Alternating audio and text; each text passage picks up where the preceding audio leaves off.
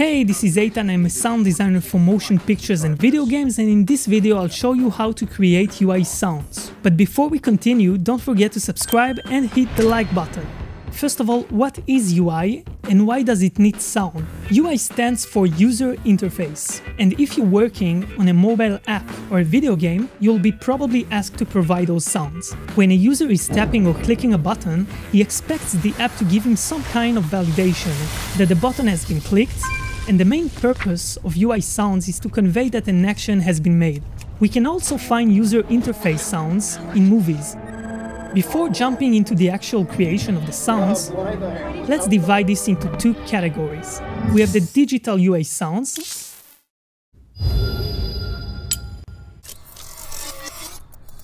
and the mechanical or real UI sounds.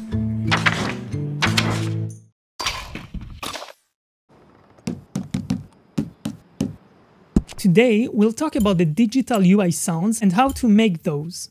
The first thing is that digital UI sounds are made usually of high-frequency synthesized sounds.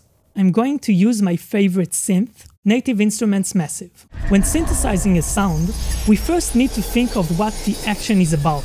Is it an approval sound, disapproval, a notification, digital data processing, button click? And then we need to ask ourselves what kind of envelope it would have.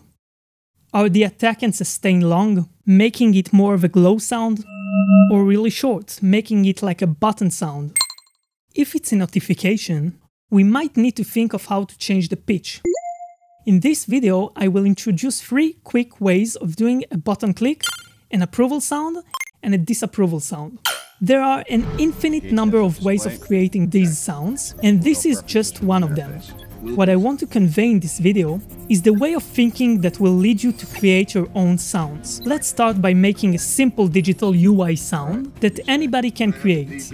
Then we will try to use the same source and change it slightly in order to create other sounds.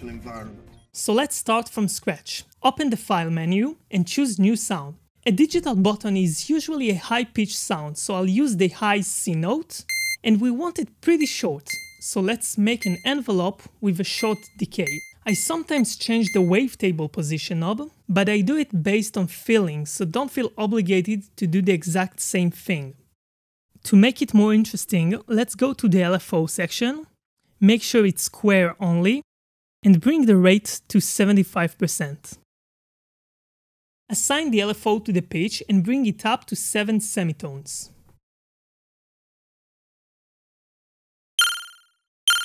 We'll do the exact same thing for the second oscillator. Assign the first envelope to the second amp and the LFO to the pitch. Bring the pitch up and don't forget to activate it. I found that there are waveforms that might sound better for this purpose, but you can really use any one you want. Now we could just leave it that way, but if we want to make it a little bit more interesting, we could create an additional layer that will start playing right after the sound that we've just made. And we don't even have to use another synth, because we still have one more oscillator to play with. We want to make it start right after the sound that we've just created, so we will use another envelope and we will delay it. I'm just making sure it starts when I want it to start before continuing. I'm making a similar envelope and I use the LFO in a similar way, but this time I increase it all the way to 24 semitones. Sounds good? Let's just change the waveform and the wavetable position.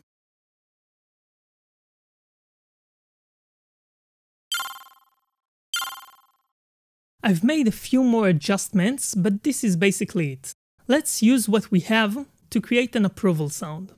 So I decided to use the third oscillator. Let's turn off the first and the second. I reduced the delay to 0. For this sound, I used 2 C notes. And that's it. We have a nice approval sound.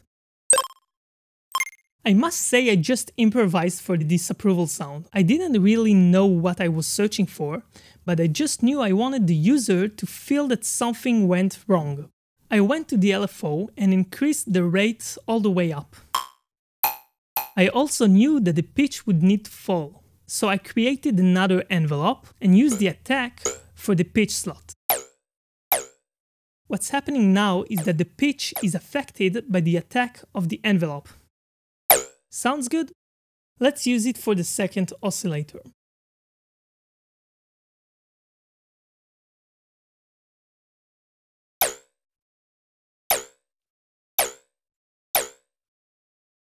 Now I'm just activating the first oscillator, and voila! Those are just 3 sounds that I created in 10 minutes. There are a million ways to create similar and different UI sounds.